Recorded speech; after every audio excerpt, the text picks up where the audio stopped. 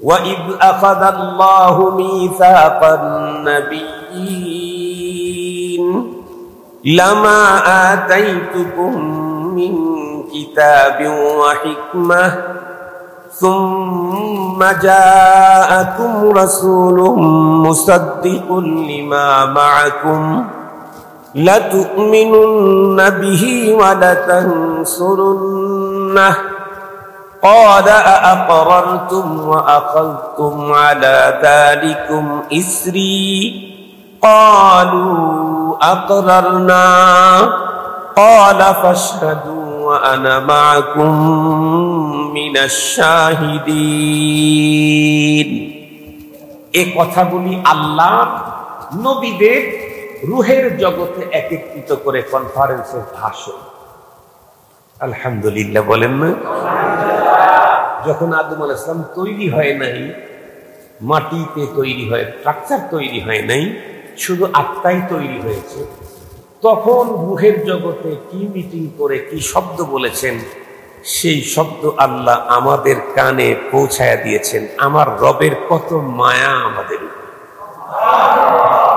কত গোপন কথা আমাদেরকে বলেছেন। কথা বলেন না কেন? এটা অনেক গোপন না? সবার সামনে এই কনফারেন্স হয় নাই, শুধু নবীগণের স্পেশাল নবীগণের আত্মাদেরকে নিয়েই বৈঠক। আর রব আমাদেরকে কত ভালোবাসেন সেই গোপন বৈঠকের কথাটা আমাদেরকে জানাই দিয়েছে। রব্বুল আলামিন আমাদেরকে কি পরিমাণে মহাব্বত করেন যে সেই গোপন বৈঠকের কথাটাও আমাদেরকে জানাই দিয়েছে। এই যা তিলাওয়াত করেছি, তিলাওয়াতকৃত আয়াতের সারসংক্ষেপ আমি আমার ভাষা দিয়ে আমার মতো করে বুঝাই, তাহলে সময় কম লাগবে। আল্লাহ তাআলা সমস্ত নবীগণকে একটা গ্যালারিতে একত্রিত করে বললেন, আমি আপনাদের প্রত্যেককে নবুয়ত দেব, রিসালাত দেব, ইলম দেব, হিকমত দেব, কিতাব দেব। তবে একটা কথা আছে। কি কথা? সুম্মা জাআকুম রাসূল, আপনাদের সবার পরে একদম লাস্ট, তারপরে আর কেউ আসবে না, একজন রসুল আসবেন। সেই রসুলের প্রতি আপনাদের ঈমান আনতে হবে এবং তাকে সাহায্য করতে হবে। আর সেই কথার প্রতিশ্রুতি এখন আমাকে দিতে হবে। আপনাদের সবার পরে একদম শেষে, তারপরে আমি। সেই রসুল যে আসবেন, ওনার কাজ কি? ওনার তো অনেক কাজ আছে। আপনাদের সাথে তার কাজের সম্পর্ক হলো মুসাদ্দিকুল লিমা মা। রসুলের তো অনেক কাজ।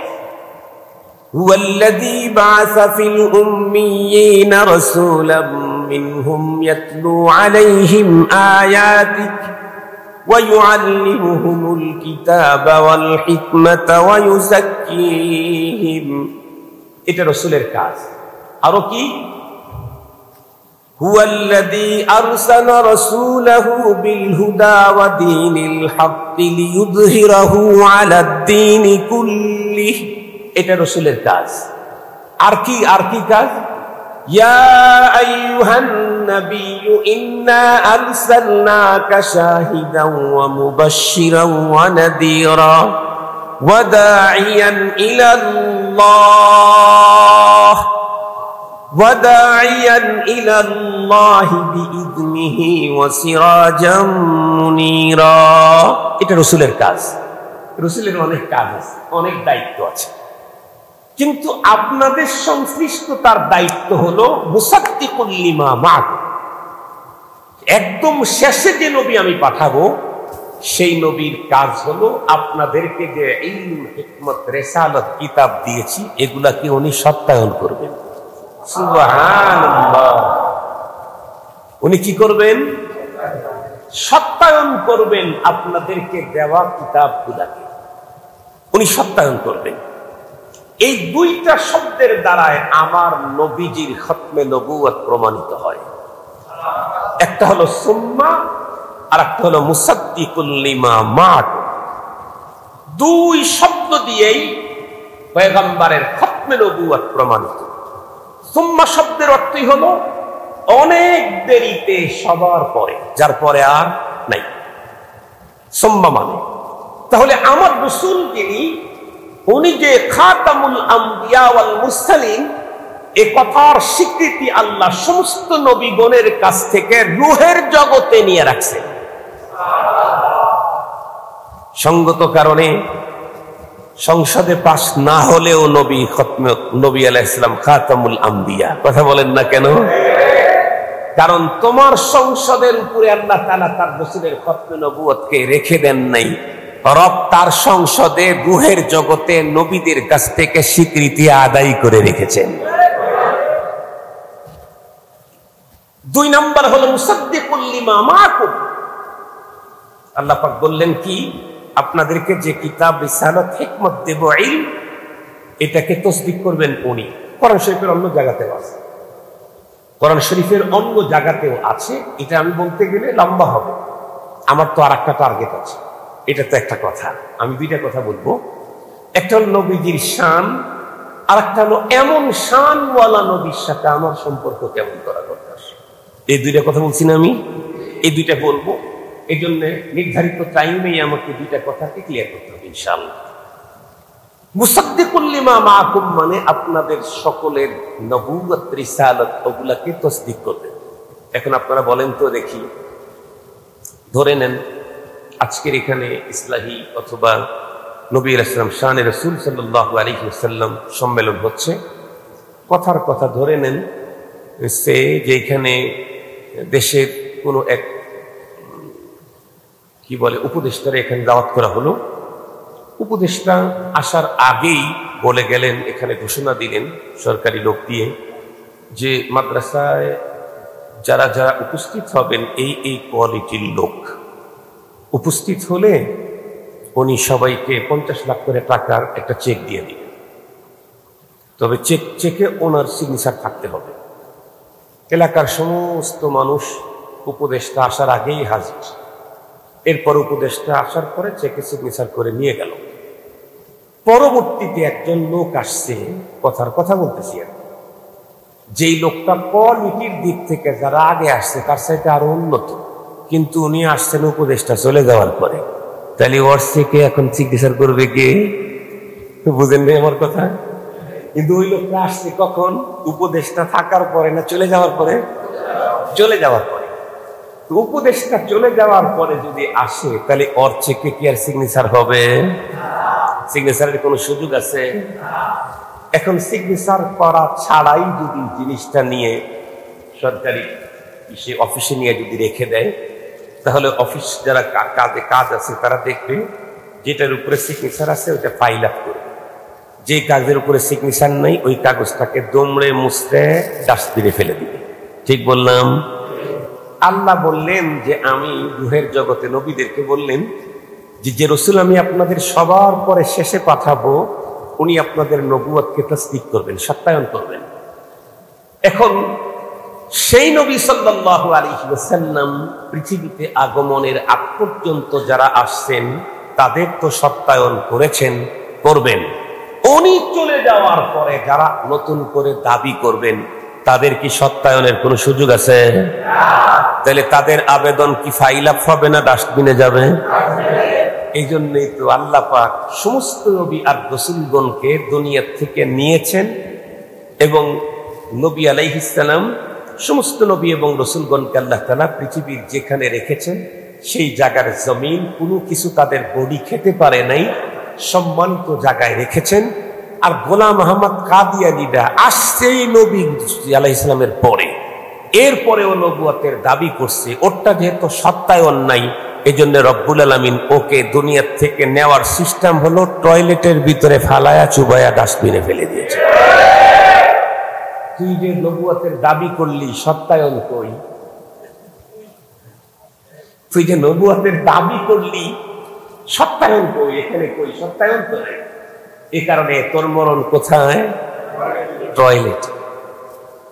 মুহতারাম হাজিরিন, খুব ভালো করে বুঝবেন, সমস্ত নবীগণের কাছ থেকে রূহের জগতে যার নবুয়ত এবং খতমে নবুয়ত, শুধু নবুয়ত না খতমে নবুয়ত? নবুয়ত এবং খতমে নবুয়ত উভয় তার স্বীকৃতি আদায় করলেন। আদম আলাইহিস সালামের কাছ থেকে উনি আদি পিতা, ইব্রাহিম আলাইহিস সালামের কাছ থেকে উনি জাতির পিতা। তাদের কাছ থেকে আদায় করলেন যেই নবীজির নবুয়ত আর খতমে নবুয়ত এর সাক্ষী সমস্ত নবীগণকে আল্লাহ তাআলা দাঁড় করাইলেন। নবীজি আল্লাহ পাকের কথা বললেই আল্লাহ পাক তাদেরকে জিজ্ঞেস করলেন, ক্বালা আআকরারতুম ওয়া আখাযতুম আলা যালিকুম ইসরি। এই নবীগণ, আপনারা কি আমার এই কথা গ্রহণ করলেন? আপনারা কি স্বীকৃতি দিলেন? সমস্ত নবীগণ তখন একযোগে বলেছিলেন, ক্বালু আকরারনা, আয় আল্লাহ আমরা স্বীকৃতি দিলাম। মুহাম্মদুর রাসূল সাল্লাল্লাহু আলাইহি ওয়াসাল্লাম খাতামুল আম্বিয়া ওয়াল মুরসালিন, এই কথার স্বীকৃতি আমরা দিলাম। আল্লাহ তখন কি বলেন? ক্বালা ফাশহাদু ওয়া আনা মাআকুম মিনাশ শাহিদিন। আল্লাহ পাক বললেন, আপনারা সবাই সাক্ষী থাকেন। কিসের উপরে? আমার নবী খাতামুল আম্বিয়া, এই কথার উপরে আদম পয়গম্বর থেকে ঈসা পয়গম্বর পর্যন্ত সমস্ত নবীগণ আপনারা সাক্ষী থাকেন। আল্লাহ আবার কি বললেন? ওয়া আনা মাআকুম মিনাশ শাহিদিন, আমিও আপনাদের সাথে সাক্ষী হয়ে রইলাম। বিষয়টা আপনাদেরকে বুঝাবার জন্য একটা মিসাল দেই, তাহলে খুব ভালো বুঝবেন। অনেক সময় কোনো গুরুত্বপূর্ণ কাগজ আমার সিগনেচার অথবা আপনার সিগনেচারই এটা পাস হবে, তো আপনি একজন লিখে নিয়ে এসছে দরখাস্ত, আপনি বললেন ঠিক আছে নিয়ে আসুন, সিগনেচার দিয়ে দিলেন। লোকটা বিশ্বস্ত না হলে তো তার আবেদন মঞ্জুর করবেন না। আপনি কি বলেন? বিশ্বস্ত না হলে তো তার আবেদন মঞ্জুর হবে না। তো অবশ্যই বিশ্বস্ত। এরপরেও মঞ্জুরি আপনার হাতে। মঞ্জুরি কার হাতে? আমার হাতে। তার মানে যেই সাবজেক্ট, যেই বিষয়ের কাজে আসছে সেখানে আমি সর্বোচ্চ। এখানে 2 নাম্বারই 1.5 নাম্বারই করার কোনো সুযোগ নাই। কারণ যে সিগনেচার দিতে জানে সে সিগনেচার ক্যান্সেল করতেও জানে। যে সিগনেচার দেওয়ার ক্ষমতা রাখে সে সিগনেচারকে বাতিল করার ক্ষমতাও রাখেন। এরপরেও কি বলে? অনেক সময় বলে, আপনি বলবেন অথবা আমি, ভাই একটু ছবি করে রাখ। কি বললেন? কাগজটা একটু ছবি করে রাখ। তার মানে 2 নাম্বারই হওয়ার কোনো সুযোগ নাই। এরপরেও এক্সেস, একটু ছবি করে রাখ। সমস্ত নবীগণকে আমার নবীর খতমে নবুয়তের উপরে সাক্ষী দাঁড় করায় আল্লাহ পরে কি বললেন? ওয়া আনা মাআকুম মিনাশ শাহিদিন, আমিও ছবি করে রেখে দিলাম। সুযোগ তো নেই, কারণ এটাকে এপার ওপার করার ক্ষমতা টোটাল আমার। ফাআলুল লিমা ইউরিদ, তিনি তো ওই সত্তা। এরপরে রব্বুল আলামিন কি করলেন? ওয়া আনা মাআকুম মিনাশ শাহিদিন, আমার রাসূলের খতমে নবুয়তের উপরে সমস্ত নবীগণ সাক্ষী, খোদ রব্বুল আলামিন সাক্ষী। সঙ্গত কারণেই ভালো করে মনে রাখবেন, একজন মানুষ আল্লাহু আকবার বলে নামাজ শুরু করলো, তার মানে কি ওর নামাজ আর অশুদ্ধ হওয়ার, ভেঙ্গে যাবার আর কোনো সম্ভাবনা নেই? আছে? একজন মানুষ ওযু করলো, তার মানে কি এ ওযু আর জীবনে নষ্ট হওয়ার সম্ভাবনা নেই? আছে? তাইলে একজন মানুষ ঈমান আনলো আর ঈমানও নষ্ট হওয়ার সম্ভাবনা আছে? আছে না? এবার আসেন, খুব ভালো করে বুঝবেন। কোন মানুষ খুব সুন্নত তরিকায় ফাইন ইসবাবে ওযু যেটাকে বলা হয় সেটাই উনি করেছেন, কিন্তু ওযু ভঙ্গের কোনো একটা কারণ তার ভিতরে পাওয়া গেলে ওযু আছে না গেছে? একজন মানুষ সালাত আদায় করতেছিলেন, একেবারে ইসবাবে ওযুর সাথে সাথে নামাজও মুকাম্মাল। নামাজের বাহিরে ভিতরে 13 ফরজ, নামাজের 14 ওয়াজিব, এরপরে 51টা সুন্নাত, সবগুলি মেনেই উনি সালাত আদায় করতেছিলেন। হঠাৎ করে নাওয়াকেজে সালাত, ওযু নামাজ ভাঙ্গার যে কারণ আছে, এরকম একটা কারণ তার দ্বারাই পরিলক্ষিত হয়ে গেছে। তাহলে এই সাজানো গোছানো নামাজটা কি আর আছে না শেষ?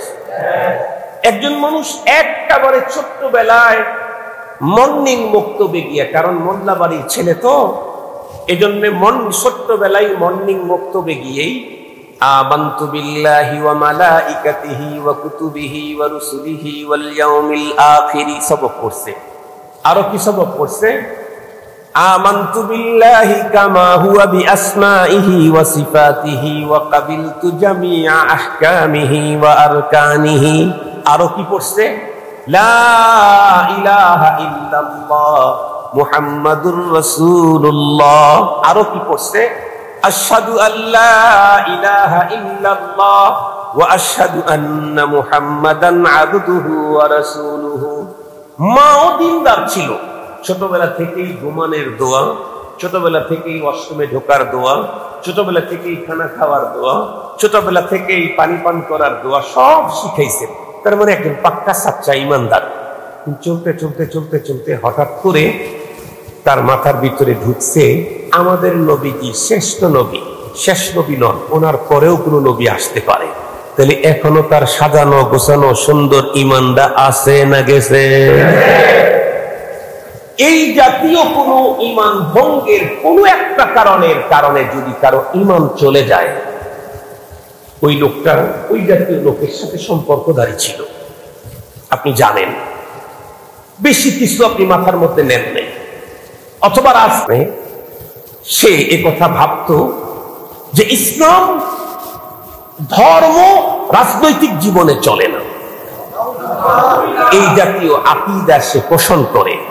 তাহলে তার ইমান আছে না নাই? মোল্লা বাড়ির ছেলে হলেও এত বছর পর্যন্ত 50টা উমরা করছে, তারপরেও আজকে কি তার ইমান আছে?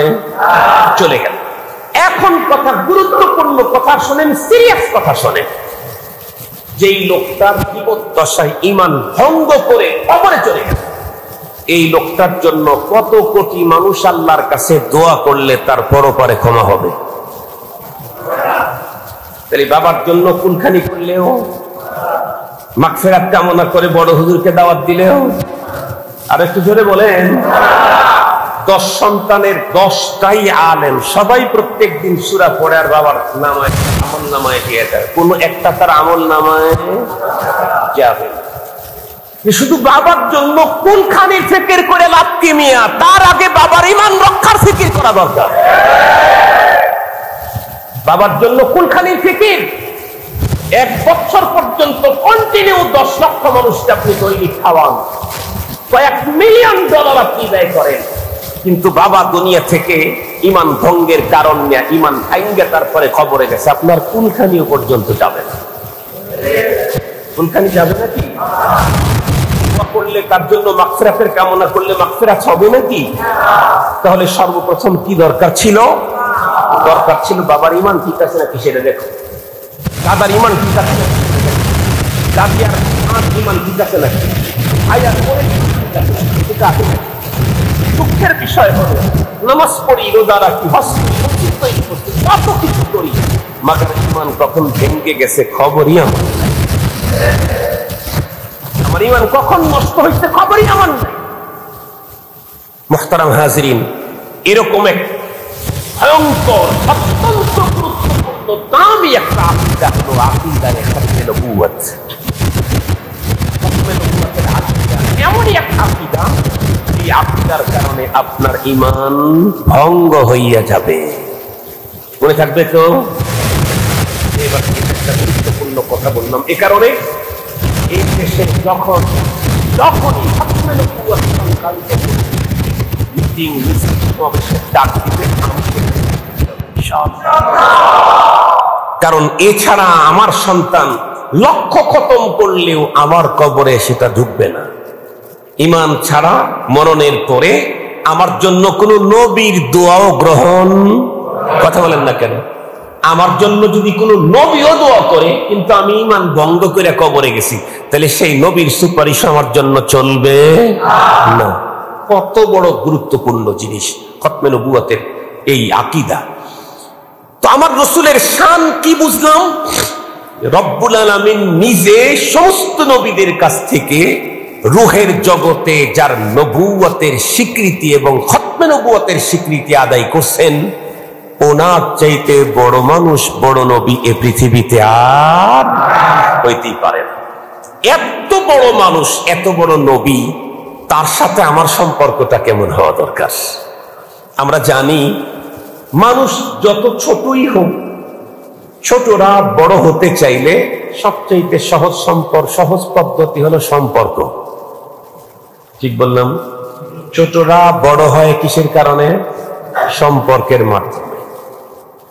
একেবারে ছোট মানুষ, একেবারে নরমাল, কেউ চেনে না, কিন্তু একেবারে সহজে একটা মিসাল দিলে আপনারা ভালো বুঝবেন।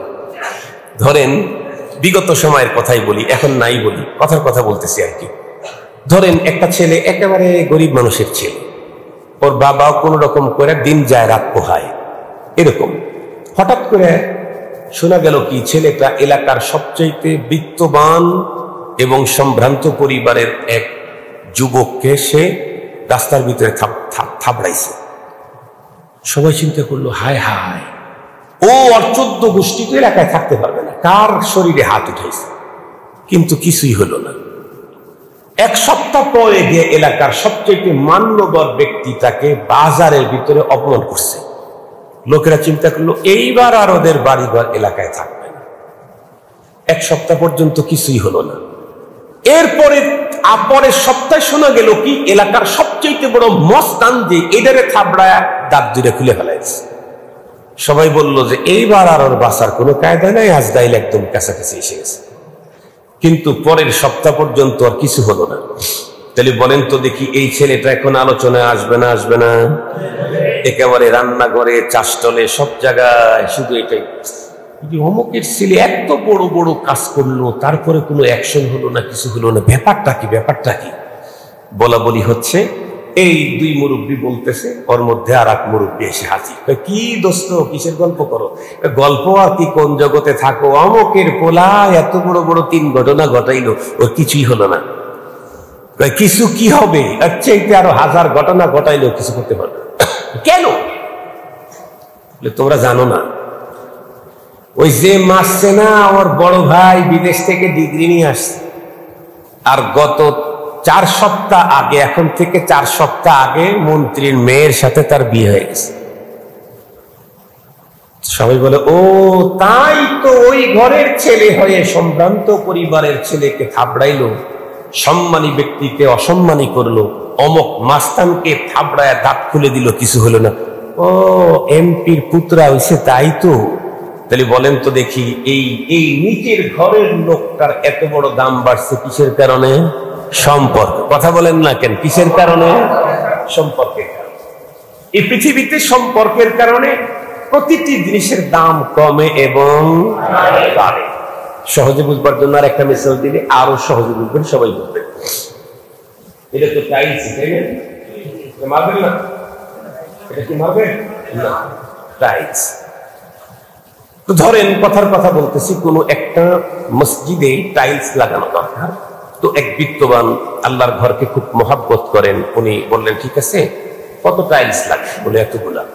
ওনার আবার গ্রামের বাড়িতে বাংলো হচ্ছে, উনি খুব দেখে শুনে সবচেয়ে দামি টাইলস, যেটা নর্মাল কোনো শহরে পাওয়া যায় না, রাজধানীতে 1-2 দোকানে পাওয়া যায়, সেখান থেকে টাইলস নিয়ে এসে দিলেন।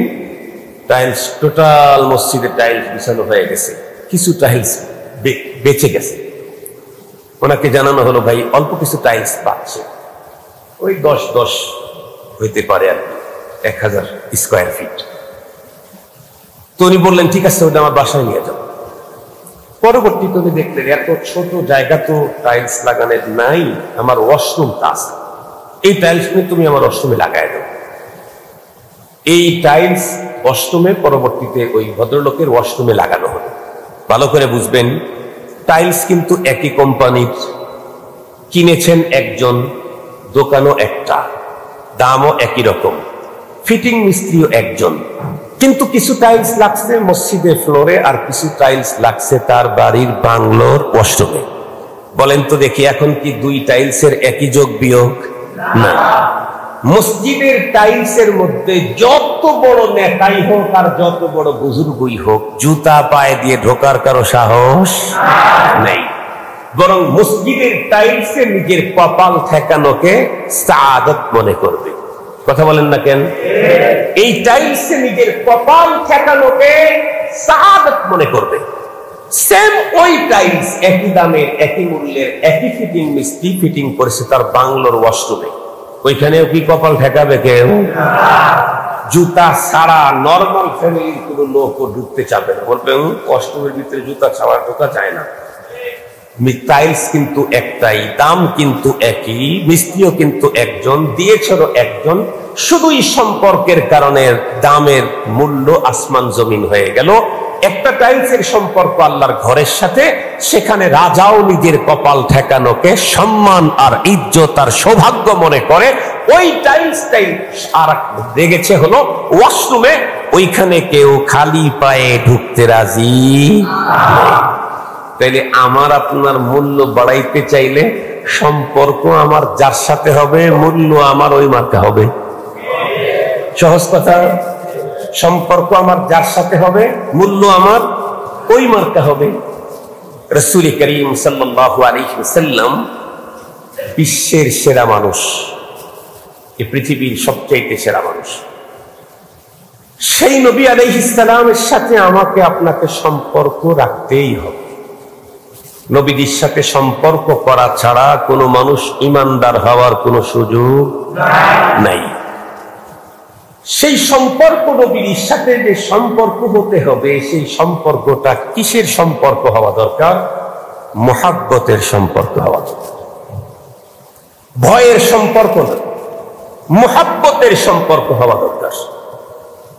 রাসূলুল্লাহ সাল্লাল্লাহু আলাইহি ওয়াসাল্লামের সাথে উম্মতের সম্পর্ক ভয়ের হবে না মুহাব্বতের? মুহাব্বতের। ভয়ের সম্পর্ক দ্বারাও মানুষ যাকে ভয় করে তাকে মানে, মুহাব্বতের সম্পর্কের দ্বারাও মানুষ যাকে মুহাব্বত করে তারে মানে।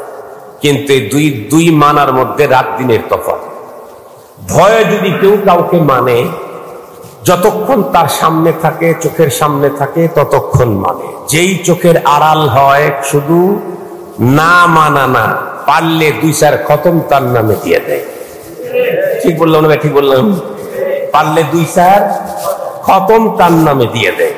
কিন্তু মুহাব্বতের কারণে যদি কেউ কাউকে মানে, ওপেনেও মানে, গোপনেও মানে, একাকী মানে, লোকালয়ে মানে, উপস্থিতিতে মানে, অনুপস্থিতিতেও মানে। এ কারণে নবী আলাইহিস সালামের সাথে উম্মতের সম্পর্ক হবে ভয়ের না মুহাব্বতের? এখন সেই সম্পর্কটা, মুহাব্বতটা কোন লেভেলের হতে হবে? মুহাব্বতটা কোন লেভেলের হতে হবে? কোরআন শরীফের আয়াত আমি তেলাওয়াত করে, আয়াত থেকে আমি বলবো না, একখানে হাদিস পড়েছি, সেই হাদিস থেকে বলি।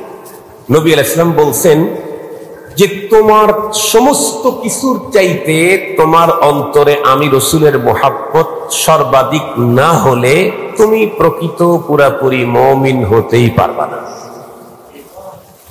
এখন একটা জটিল মাসআলা জিজ্ঞাসা, হুজুর মুহাব্বত তো এমন জিনিস যেটা কখনো জোর করে এভাবে পিটায় পিটায় অন্তরে ঢুকানো যায় না। পিটায় পিটায় ঢুকানো যায়? আরে ভাই, ওয়ালের মধ্যেও পেটন জোরে দিলে, জোরে আঘাত করলে লোহা ঢুকানো যায়, কিন্তু মুহাব্বত তো পিটায় ঢুকানো যায় না। ওইটা ঢুকবে কেমনে? সবচাইতে বেশি মুহাব্বত রাসূলুল্লাহর অন্তরে, এইটা আমি নেব কেমন? একেবারে খুব সহজ কথা। মুহাদ্দিসিনে কেরাম বাস্তবতা, দুনিয়ার সবকিছু দেখে এক চমৎকার কথা বলেছেন। এমনি তো মুহাব্বত 2 প্রকার, একটা তাবঈ আর একটা আকলি। এই ব্যাখ্যার দিকে আমি যেতে চাইতেছি না, ওটা একটা লম্বা কথা হবে। সহজ কথা বলি, এই পৃথিবীতে একজন মানুষের মায়া আর একজনের অন্তরে ঢোকে 4টা রাস্তা দিয়া। কয়টা রাস্তা দিয়া? এই 4 পথ দিয়া একজনের মুহাব্বত আর একজনের অন্তরে ঢোকে। 4টা। একটা হলো জামাল, আর একটা হলো কামাল, আর একটা হলো নওয়াল, আর একটা হলো কারাবত। এই 4 রোড দিয়া একজনের মুহাব্বত আর একজনের অন্তরে ঢুকে। কয়টা রাস্তা বললাম? রাস্তাগুলোর আরবি নাম মনে রাখবেন কি একটু? কত ইংরেজি রোগের নাম মনে করলেন, আর আরবি কয়েকটা রাস্তার নাম মনে করলে সমস্যা কি? জামাল, কামাল, নওয়াল, কারাবত। এই পৃথিবীতে একজন আর একজনকে মুহাব্বত করে 4 কারণে। একটা হলো কেন মুহাব্বত করে? তার সৌন্দর্যের কারণে। সিরিয়াস সুন্দর। সহজে বুঝবার জন্য একটা মিসাল দিই। অনেক সময় রোডে গাড়ে রাস্তায় চলতে গাড়ির ভিতরে নিজের বাচ্চা না, বাচ্চারে তো চিনি না, ওর মারেও চিনি না, বাবারও চিনি না, কিন্তু বাচ্চাটার এমন সুন্দর চেহারা যে আমি শেষ পর্যন্ত ওকে কোলে না নিয়ে থাকতে পারি না। এক পর্যায়ে বলে ফেলি, ভাই একটু প্লিজ বাচ্চাটাকে একটু কোলে দিবেন কি? জীবনের প্রথম দেখেই ওর মায়ায় পড়ে গেছে। এরকম হয় না? হয় না? এটা হয় কেন? ওর সৌন্দর্যের কারণে। ঠোঁট কাটা, নাক কাটা, এটার প্রতি কিন্তু রাস্তার একজন হইলেই মায়া ঢোকে না, ওইটারে কেউ কোলে নিতে চায় না। দেখি ভাই আপনার ঠোঁট কাটা ছেলেটা দেন তো, এটা কেউ বলে না। নাক কাটা ছেলেটা দেন তো, এটা কেউ বলে। কেন? ওর ভিতরে সৌন্দর্য নাই, এজন্য ওটার প্রেমে কেউ পড়ে। ভালো করে বুঝবেন। তাহলে প্রথম হলো সৌন্দর্যের কারণে একজনের অন্তরে আর একজনের মায়া ঢুকে পড়ে। তাহলে এখন দেখি, আমার রাসূল যে বললেন পৃথিবীর সবচেয়ে বেশি মায়া আমাকে করতে হবে, তাহলে মায়া তো জোর করে ঢুকানো যায় না, মায়া ঢোকে চার রাস্তায়। তাহলে প্রথম নাম্বার হলো সৌন্দর্য। তাহলে দেখি তো আমার রাসূল কেমন সুন্দর। সুবহানাল্লাহ। এটা দেখলেই তো আমি অটোমেটিকলি আমার অন্তরে রাসূল প্রেম ঢুকে যাবে। আমার রাসূল কেমন, আমার রাসূল কেমন সুন্দর ব্যাপারে এই বিষয়ে এমন এমন আলোচনা শুনেছেন আপনারা জীবনে, শুনতে শুনতে কখনো কখনো জাল আর ভেজাল দাও শুনতে হবে। জাল আর ভেজাল দাও শুনছেন। কি ভেজাল? যে আমার রাসূল সাল্লাল্লাহু আলাইহি ওয়াসাল্লাম মাটির তৈরি না নূরের তৈরি। এত সুন্দর, মাটি না নূর, এই সোনাটা ভেজাল সোনা। এই শ্রবণটা কি? ভেজাল শ্রবণ। আরে ভাই, স্বর্ণকে যদি চকচক করতে দেখেন, এটা তো তার জন্মগত স্বভাব। লোহাকে যদি কেউ স্বর্ণের চাইতেও উজ্জ্বল করাইতে পারে, সেটাই হলো কারিগরের দক্ষতা। কি বলেন? লোহাকেও যদি স্বর্ণের চাইতে উজ্জ্বল করাইতে পারে, সেটা হলো কারিগরের দক্ষতা। স্বর্ণ বাজাতে নিজে নিজেই তো সুন্দর। নূর তো নূরই। আল্লাহ পাক রব্বুল আলামিন তার রাসূলকে মাটি দিয়েই তৈরি করেছে। নবীজি মাটির তৈরি। মাটির তৈরি হলে কি হবে? সৌন্দর্য তো এমন দিয়েছেন যেই সৌন্দর্য 14 তারিখের চাঁদ কেউ আল্লাহ তাআলা দেন না। এরকম বর্ণনা তো কিতাবের মধ্যে আছে না? হযরতে আনাস বিন মালিক রাদিয়াল্লাহু তাআলা বিশ্ব নবীজির খাদিম। কয় বছরের? 10 বছর। উনি বলেন, খাদামতুন নবী সাল্লাল্লাহু আলাইহি ওয়াসাল্লাম 10 সিনিন। আমি বিশ্ব নবীজির খেদমত করছি 10 বছর। তো কোন একদিনের কথা উনি বর্ণনা করেন, নবীজি 14 তারিখের চাঁদের রাতে নবীজি আমার পাশে। আমি একবার 14 তারিখের চাঁদের চেহারার দিকে তাকাই, আবার নবীজির চেহারার দিকে তাকাই। আমি বুঝতে পারতেছি না যে কার চেহারায় আলো বেশি। 2-3 বার তাকানোর পরে দেখতেছি যে আল্লাহ, আরে কি চাঁদ! চাঁদের বডিতে কলঙ্কের দাগ আছে, মুহাম্মদুর রাসূল সাল্লাল্লাহু আলাইহি ওয়াসাল্লামের চেহারায় কোনো কলঙ্কের দাগ নাই। সুন্দর তো সুন্দর, কি পরিমাণে সুন্দর এটা কাকে জিজ্ঞেস করবেন? আম্মা জান আয়েশা সিদ্দিকাকে জিজ্ঞেস করেন।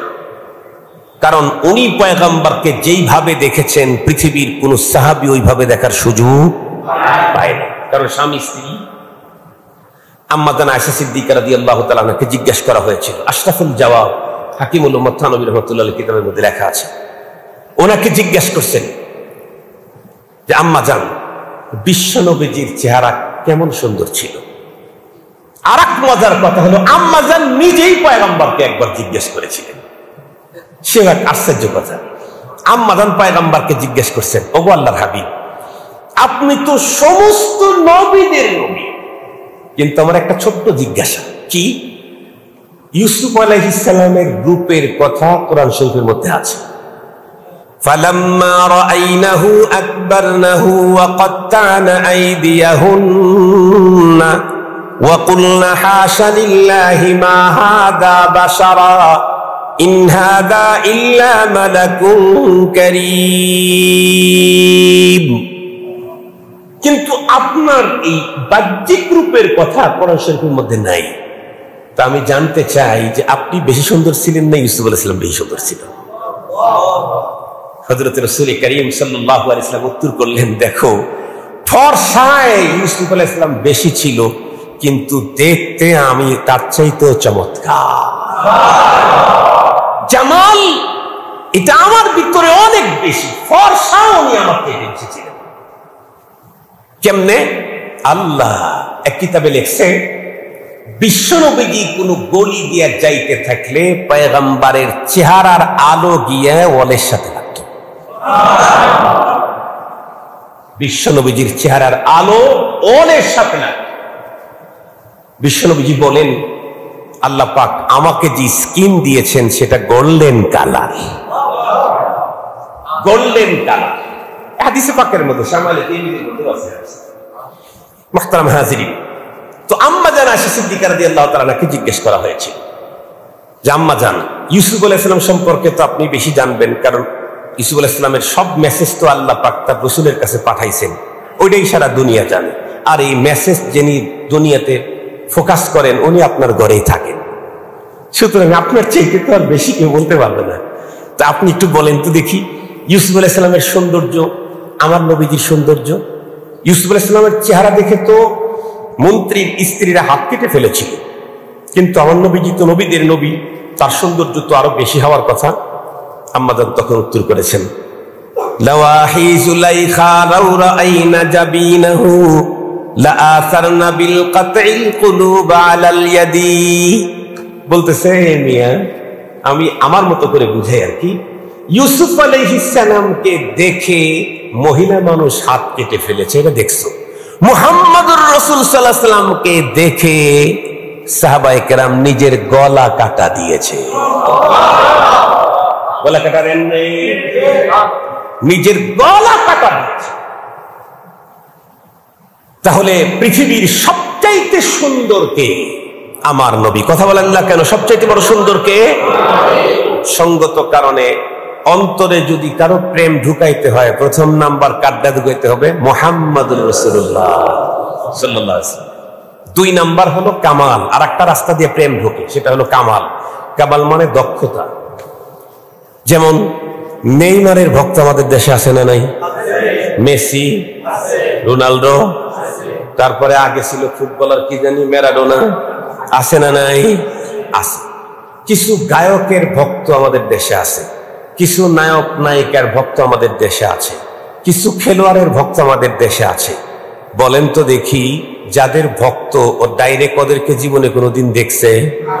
আর যারা খেলোয়াড় সবাই কি একেবারে চেহারাতে বিশ্ব সেরা সুন্দর কি তারা? তারপরে এত ভক্ত কেন? যোগ্যতার কারণে। কথা বলেন কিসের কারণে? যোগ্যতার কারণে। খেলাতে বিশ্ব সেরা, এই জন্য ওর ভক্ত। বাংলাদেশের একজন আছে অলরাউন্ডার, ওরও ভক্ত বহুত আছে, আছে না নেই? প্রচুর আছে। কেন? ওই যে অলরাউন্ডার, কামাল, যোগ্যতার কারণে। তাহলে একটু দেখি তো আমার রাসূলের যোগ্যতা কেমন ছিল। দেখলেই তো তখন বোঝা যাবে যে রাসূল প্রেম আমার অন্তরে ঢোকার জন্য রাস্তাটা ক্লিয়ার আছে না ঝামেলা আছে, সহজেই বোঝা যাবে। তাহলে আসেন, আমার রাসূলের দক্ষতা আপনি কোন দিক দিয়ে দেখবেন? কোন দিক দিয়ে দেখবেন? কি নবীজির দেহের যোগ্যতা দেখবেন? নবীজির শক্তির দক্ষতা দেখবেন? নবীজির কর্মক্ষমতার দক্ষতা দেখবেন? নবীজির বিচক্ষণতার দক্ষতা দেখবেন? কোনটা দেখতে চান? একেবারে সহজ একটা কথা বলি, বিশ্বনবী সাল্লাল্লাহু আলাইহি ওয়াসাল্লাম সব বিষয়ে রব তাকে বিশ্বসেরা করে পাঠিয়েছেন। বিশ্বনবী সাল্লাল্লাহু আলাইহি ওয়াসাল্লামের শারীরিক তাকত, শক্তিও ছিল সেই সময়ের সবচেয়ে বড় সেরা। আপনারা যারা লামিয়াতুল মুজিজা কিতাব পড়েছেন, ওর ভিতরে আছে ওয়া রুকানাতুন আতাহারবান লাহু মালিমার ইন ফি কিবালি ফি সারঈহি কিবাল। রুকানা ছিল আরবের সবচেয়ে ভয়ঙ্কর এক, কি বলে ওটারে, জঙ্গি, এক পালোয়ান। পৃথিবীর ইতিহাসে তাকে কেউ কোনোদিন তার পিঠ জমিনের উপরে লাগাইতে পারে না। নবী আলাইহিস সালাম একদিন পথ চলা শুরু করছেন, রুকানা সামনে এসে গেছে। রুকানা শুধু ডিক ডিক ডিক ডিক বাজাইতেছে। কেন? সে ভাবতেছে মুহাম্মদ সাল্লাল্লাহু আলাইহি ওয়াসাল্লাম পৃথিবীতে আগমনের আগে বাবা মারা গেছে, কিছুদিন পরে জন্মের পরে মা মারা গেছে। উনি তো পুষ্টি খাবার, যতটুকু পুষ্টি খাবার দরকার তা তো উনি পান নাই, এত দুর্বল। আজকে তার আমি 12টা বাজায় দেব। রুকানা একদম কাছে আসছে, এসে বলতেছে মুহাম্মদ আমি তোমার সাথে বাজি লাগতে চাই। বিশ্বনবীজি বললেন বাজি লাগবে? বলে হ্যাঁ। ঠিক আছে আসো। কি তুমি রেডি? হ্যাঁ আমি অল টাইম রেডি থাকি। সুবহানাল্লাহ বললেন না? আমি অল টাইম কি থাকি? রেডি থাকি। কেন? আমি হলাম নবী, 24 ঘন্টা আল্লাহ পাক আমাকে বিশেষ নিগরানিতে রেডি রাখেন। রুকানা আসছে, খুব ভাব নিয়ে আসছে। কেন? আরে যারা পুষ্টি খাবার খেয়ে কি বলে কুস্তির জন্য যারা প্রশিক্ষণ প্রাপ্ত, তারাই কেউ কোনোদিন পারে নাই। মুহাম্মদ সাল্লাল্লাহু আলাইহি ওয়াসাল্লাম পারার কোনো প্রশ্নই আসে না। নবী আলাইহিস সালামের কাছে আসতে লাগছে, নবীজি খালি এরকম করছে। এরকম করার সাথে সাথে কি জানি হইল, ও আস্তে করে ডিগবাজি খায় জমির ভিতরে পড়ে গেল। বুঝি উঠতে পারতেছে না।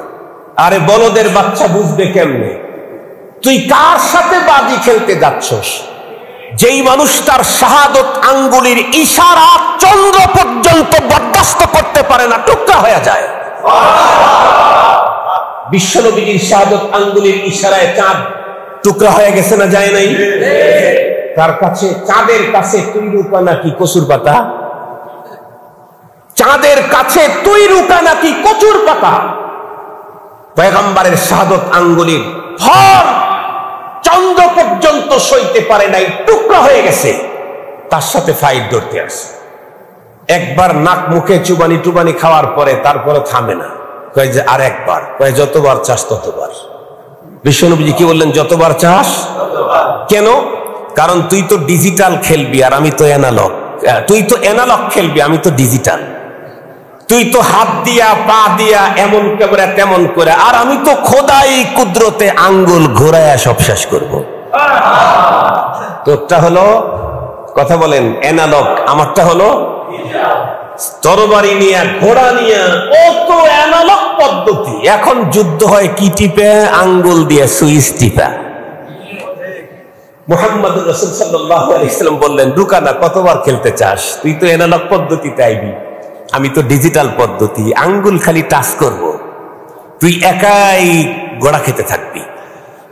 তাহলে বিশ্বের ভিতরে নাম করা এক পালোয়ান, তার কাছে কার কাছে হেরে গেল? মহানবীজি সাল্লাল্লাহু আলাইহি ওয়াসাল্লাম।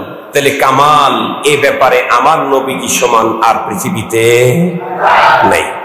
তাহলে মোহাব্বত রাখতে হলে তার সাথেই করা দরকার।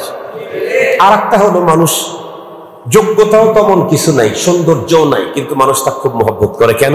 বদান্যতায় ভরা, খুব বড় দাতা, খুব মানুষকে দেয়। লোকটার চেহারা আল্লাহ তাআলা দান করছেন, ওরে গরিব বলে কেউ হয়তো লেবার হিসেবে কাজেও নিত না, কিন্তু রব এত সম্পদ দিয়েছে, মানুষ তারে খুব মহব্বত করে। কেন? 2 হাত দিয়ে মানুষকে দান করে। বেশি দান যে করে তার প্রতি মানুষের মহব্বত কমে না বাড়ে? তার জন্য মানুষ নিজের জীবনও দেওয়ার জন্য রেডি হয়ে যায়। তাহলে তো দেখি দাতার প্রতি যেহেতু মানুষের মহব্বত তৈরি হয়, দাতা হিসাবে নবীজি কেমন? নবীজির এক হাদিস যথেষ্ট। قال رسول الله صلى الله عليه وسلم الله اجود جودا ثم انا من بني آدم। আল্লাহ রাসূল বলেন, পৃথিবীর সবচেয়ে বড় দাতা হলেন আল্লাহ, আর আল্লাহর পরে সমস্ত বনি আদমের মধ্যে সবচেয়ে বড় দাতা আমি মুহাম্মদুর রাসূলুল্লাহ সাল্লাল্লাহু আলাইহি ওয়াসাল্লাম। 1 ঘন্টা তো হয়ে গেছে, তাহলে আমি কি ছেড়ে দেব না? 10 মিনিট কথা বলবো, আর 2টা বলতে 10 মিনিট লাগবে। আপনাদেরকে বোঝানোর জন্য একটা ঘটনা বলি, তাহলে খুব ভালো বুঝবেন। মসজিদে নববীতে মহানবী সাল্লাল্লাহু আলাইহি ওয়াসাল্লাম কোনো একদিন নামাজের সময় ইকামত হয়ে গেছে, নবীজিও ইমামতি করার জন্য সামনে দাঁড়িয়েছে। ইকামত শেষ, এখন তাকবীরে তাহরিমা বলে নামাজ শুরু করার কথা, কিন্তু নবীজি নামাজ শুরু না করে সামনে যে ওনার বের হওয়া ঢোকার যে রাস্তা ছিল, দরজা, সেই দরজা দিয়ে নবীজি বের হয়ে গেলেন। ইকামতের পরে নবীজি দরজা দিয়ে মসজিদ থেকে বের হয়ে গেলেন। এই যুগে যদি হইতো, বলেন তাহলে ইমামের কয়টা ব্যস্ত চাকরি থাকতো? কি চাকরি থাকতো না। ওই যুগে খায়রুল কুরুন তো আওয়াজ করার কোনো পারমিশনই নাই। লা তারফাউ আসওয়াতাকুম ফাওকা সাওতিন নবী ওয়া লা তাজহারু লাহু বিল কওলি কাজহারি বাদিকুম বাদা আন তাহবাতা আমালুকুম ওয়া আনতুম লা তা'লামুন। পারমিশনই নাই। নবীজির আওয়াজের উপরে আরেকজনের আওয়াজ বুলন্দ করার পারমিশনই নাই। সব চুপচাপ দাঁড়ায় আছে। নবীজি বেশ টাইম ঘরে অবস্থান করে তারপরে ঢুকে আল্লাহু আকবার নামাজ শুরু করলেন। নামাজ হয়ে গেল। নামাজের পরে মুআদ্দাবানা দরখাস্ত করলেন, নবীজির কাছে জানতে চাইলেন, ওগো আল্লাহর হাবিব, আমরা তো আপনার পিছনেই নামাজ পড়ি, আপনি তো এই কাজটা কোনোদিন করেন নাই, আজকে যেটা করলেন ইকামতের পরে নামাজ শুরু না করে বাড়িতে চলে গেলেন কেন? নবীজি বললে, শোনো, ইকামত শেষ, আমি আল্লাহু আকবার বলে তাকবীরে তাহরিমা বাঁধবো, সেই মুহূর্তে আমার মনে পড়লো আমার বালিশের নিচে আজকের প্রয়োজনের অতিরিক্ত কিছু টাকা রয়ে গেছে, কালকে দরকার হবে, কালকে খাবারের জন্য আরো প্রয়োজনের জন্য দরকার হবে, আজকে দরকার নেই। আমি চিন্তা করলাম এতগুলি টাকা আমার আজকে প্রয়োজন নাই, সেই আমি আল্লাহর সামনে দাঁড়ায় কেমনে বলবো ইয়াকা না'বুদ ইয়াকা নাস্তাইন, আমি কেমনে বলবো? আমার লজ্জা লাগবে। এই জন্য আগে বাসার ভিতরে ঢুকে টাকাগুলি বের করে মুস্তাহিক যারা তাদের মাঝে বন্টন করে তারপরে এখন আল্লাহু আকবার। এর চেয়ে বড় দাতা দুনিয়াতে আর কথা বলেন না, এর চেয়ে বড় দাতা দুনিয়াতে আল্লাহ ছাড়া আর নাই। তাহলে মুহাব্বত যদি করতে হয় তাহলে বিশ্বনবীকেই করতে হবে। চতুর্থ নাম্বার হলো কারাবত। চতুর্থ নাম্বার কি? কারাবত। মুহাব্বত তৈরি হওয়ার আর একটা রাস্তা হলো নিকটাত্মীয়, ব্লাড কানেকশন। নিকটাত্মীয় যেমন নিজের সন্তান যদি ঠোঁট কাটা হয়, নাক কাটাও হয়, কালার কালা জন্মের কালাও হয়, বলুন তো দেখি আর একজনের অনেক সুন্দর বাচ্চার তুলনায় মায়া আপনার কালাদার কম না বেশি? ও কিন্তু নাক কাটা, মায়া আছে না নাই? ও কিন্তু ঠোঁট কাটা, তারপরে মায়া আছে না নাই? ভাইয়েরটা কিন্তু অনেক সুন্দর, বলেন তো দেখি মায়া এটার বেশি না ওইটার বেশি? ওর চাইতে কালাদা, ঠোঁট কাটা, নাক কাটা, হাত বাঁকা, ঠ্যাং তিন দেয়, হাত সাইড দেয়, একেবারে প্রতিবন্ধী বন্দী, সিরিয়াস প্রতিবন্ধী, তারপরে এত মায়া কোন কারণে? কারাবতের কারণে। ব্লাড কানেক্টেড এখানে আছে, ব্লাড কানেকশন এখানে আছে, এ কারণে তার প্রতি মায়া। তাহলে এবার দেখি তো রাসূলুল্লাহর সাথে ঈমানদারদের কি পরিমাণে কানেকশন আছে, কারাবত। কোরআন শরীফে আল্লাহ তাআলা বলেন, আন-নাবিয়্যু আওলা বিল মুমিনিনা মিন আনফুসিহিম ওয়া আজওয়াজুহু উম্মাহাতুহুম। আল্লাহু আকবার বলেন। পৃথিবীতে যত আপন আছে আল্লাহ রাসূলের পরে সবচেয়ে বড় আপন হলো মা আর বাবা। যা এই দুইজন ছাড়া আমি দুনিয়াতে আসার কোনো সিস্টেম নাই। একেবারে সহজ হিসাব, যেই দুইজন ছাড়া আমি দুনিয়াতে আসার কোন সিস্টেম নাই। সুতরাং তাদের চাইতে আরো আকরাব, অতি নিকট আমার আপন কেউ হওয়ার সম্ভাবনাও নাই। আল্লাহ তাআলা কোরআন হাকিমের ভিতরে বলেই দিলেন, নবীর স্ত্রীগণ তোমাদের মা, আর নবী আউলা বিল মুমিনিনা মিন আনফুসিহিম, নবী হলো মুমিনদের কাছে নিজের জীবনের চাইতেও প্রিয়, নিজের জীবনের চাইতেও প্রিয় নবী আলাইহিস সালাম মুমিনদের কাছে। সঙ্গত কারণে নবীর স্ত্রী যদি আমাদের মা আল্লাহর ঘোষণায় হয় তাহলে নবী কি হবেন? আর একটু জোরে বলেন না। আরে যেই বাবা জন্ম দিয়েছেন সেই বাবার চাইতে নবী বাবা ছোট না বড়? কারণ আমাকে আর আমার জন্মদাতা বাবাকে পরপারে জাহান্নাম থেকে মুক্ত করবার জন্য যেই বাবা, উনি নবী বাবা। রাসূল না হলে আমিও জাহান্নাম থেকে মুক্তি পেতাম না, আমার জন্মদাতা বাবাও পেতেন না। আরো বাবা, এমন বাবা, আমারও বাবা, আমার বাবারও বাবা, আমার ছেলেরও বাবা। সুবহানাল্লাহ বলেন। বিশ্বনবী তো এমন বাবা যিনি আমারও বাবা, আমার বাবারও বাবা, আমার দাদারও বাবা, আমার ছেলেরও বাবা। তাইলে যদি মোহাব্বত করতেই হয় তাহলে কার সাথে হওয়া দরকার? নবীজি মুহাম্মদুর রাসূলুল্লাহ সাল্লাল্লাহু আলাইহি ওয়াসাল্লামের সাথে। আল্লাহ আলোচিত কথা বুঝবার, আমল করবার তৌফিক দান করুক। আসসালামু আলাইকুম।